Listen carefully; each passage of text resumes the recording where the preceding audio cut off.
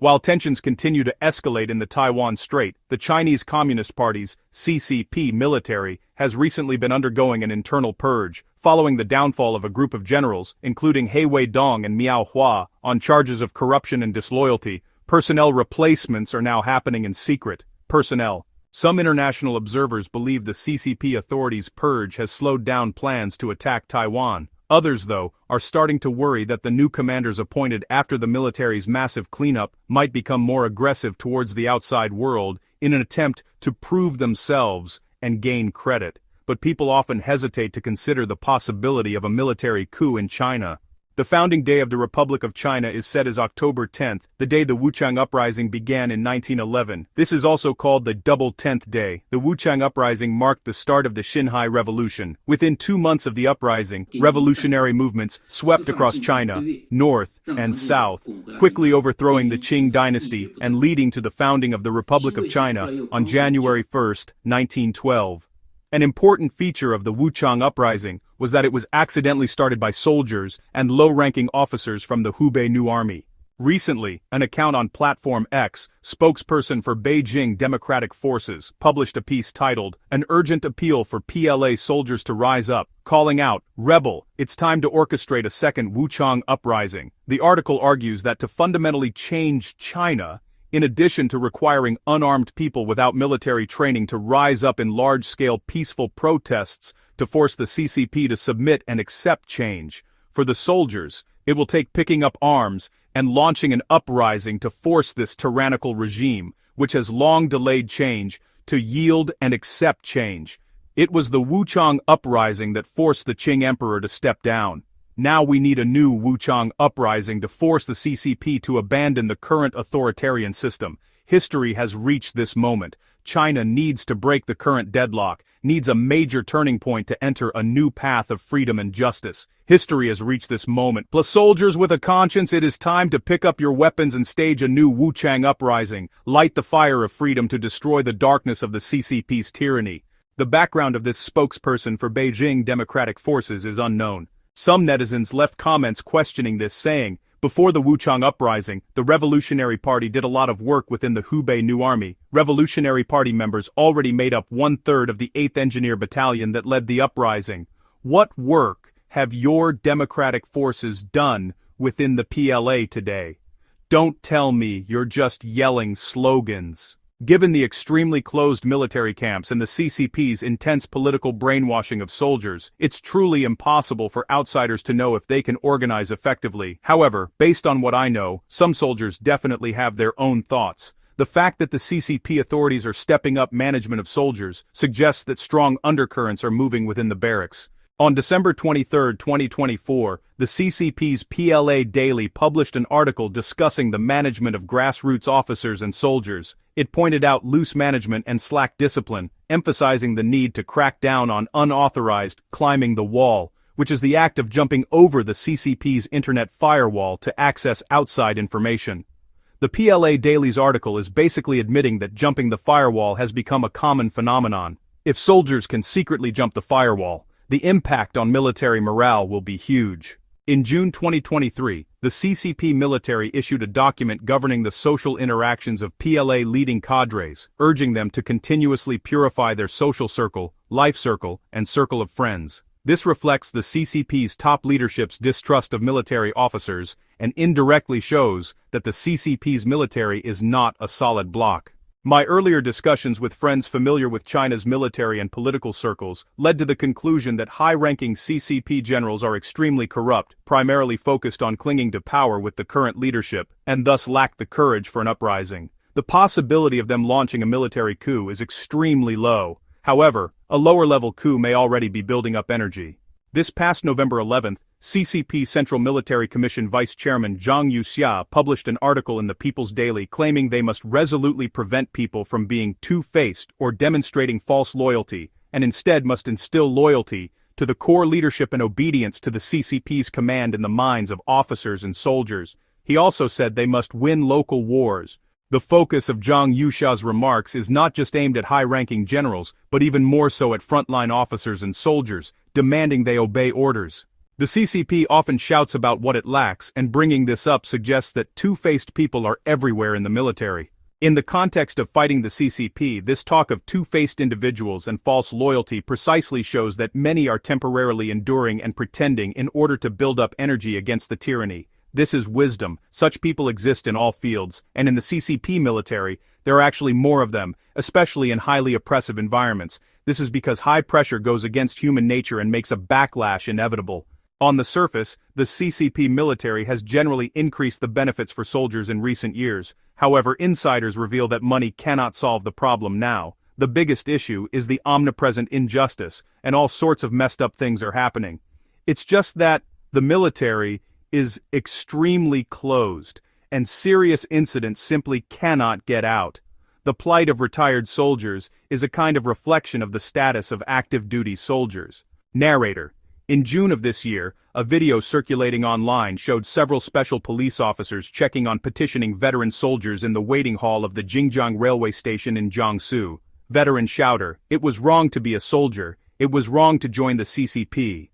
The CCP uses its soldiers and then couldn't care less about what happens to them." Many retired soldiers face difficult lives, especially with job placement, where they have not received the government's due attention. In recent years, incidents of retired veterans protesting for their rights have frequently broken out across China. Tens of thousands of veterans even once surrounded the Central Military Commission office building, shocking the CCP authorities. Although the Ministry of Veterans Affairs was established in Beijing in April 2018, the problem hasn't been solved. Instead, the authorities have stepped up suppression of retired soldiers, which has made them feel disheartened. Even active-duty soldiers have stood up to defend their rights because their families have been oppressed by the government. And this is happening under Xi Jinping, who claims to prioritize the military. On July 5 last year in Changzhou, Jiangsu, a woman posted a video claiming that she was an active-duty female soldier whose family's factory was deemed an illegal structure and demolished by the Xicheng Sub-District Office of Changzhou. A court had already ruled that the sub-district office's forced demolition was illegal. The woman stated that she and her parents were injured and put under house arrest during the government's forced demolition. The sub-district office even called to threaten, "If you dare to sue the government once, we will go to the military unit and sue you twice." The CCP uses nationalism to brainwash soldiers for political needs so they will carry out the tasks assigned by the party, but it doesn't actually treat them like human beings. A former female soldier once revealed that after she enlisted and was assigned to a communications unit in Beijing, new recruits were all beaten. The squad leader also made us all strip naked. It was that messed up. They also asked us for money. We all had to give them money. Some female soldiers were even pulled out by leaders to accompany them at drinking parties. Everyone said the two female soldiers promoted that year at the Jingxi Hotel got their promotions by sleeping with leaders, by drinking with them. It was particularly awful. According to her, a newly arrived male soldier developed a vascular necrosis in his femoral head. He got it from being beaten in the new recruit company. CCP soldiers are strictly disciplined. A retired soldier stated, they had to live several people to a room, and they had to walk in groups of 2 or more, constantly monitoring each other. Their phones would be repeatedly checked by political officers. If they showed even a little bit of unhappiness on their face, someone would ask them what they were thinking. The comrades beside them could easily turn into informers. These situations of mutual harm within the military are just the tip of the iceberg, but the higher the pressure, the deeper the resentment, and soldiers will definitely revolt if they get the chance.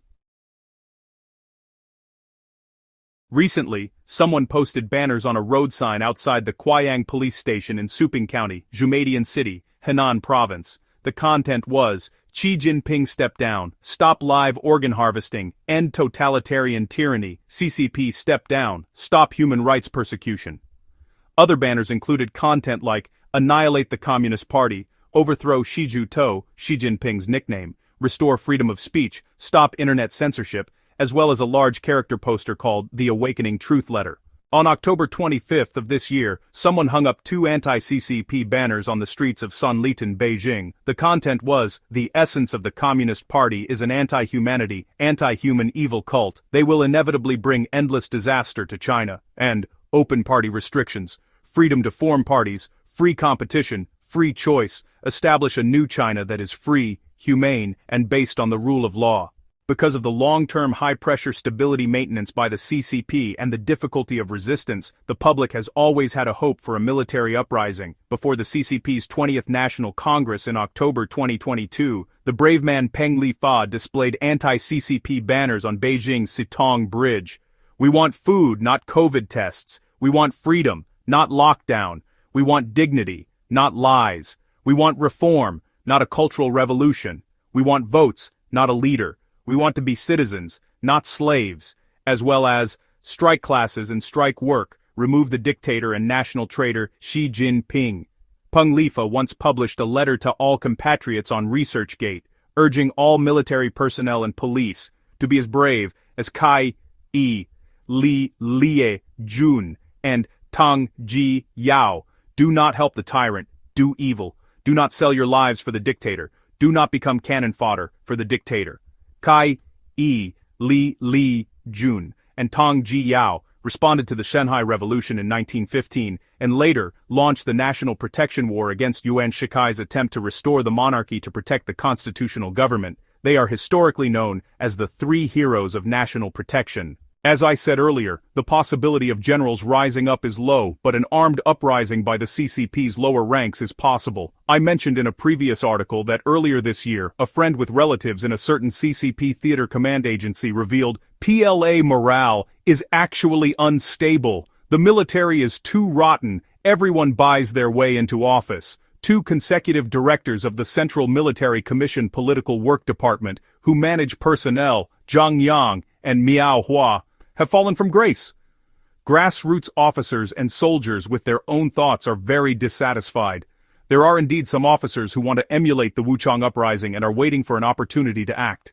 It is said that these soldiers may be waiting for 2 opportunities. First, the extraordinary period when the CCP attempts to unify Taiwan by force. Second, the moment of party chaos following the sudden death of Xi Jinping. They choose these 2 moments because they likely believe that the CCP's current security measures are too strict, making it difficult to launch an uprising under normal circumstances. Now, the complete collapse of the CCP military high command, promoted by Xi Jinping, confirms that corruption in the military has remained unchanged for years. Xi's loss of authority due to promoting corrupt generals, while still holding his position, is believed to make soldiers even more resentful. The authorities will certainly try to prevent a military coup, but in extraordinary times, they will be caught off guard by a soldier's uprising. In his recent article, Zhang Yuxia pledged loyalty to Xi Jinping and boldly claimed the need to win a local war, which clearly defines a fight against Taiwan as fighting a civil war. But no matter how he defines it,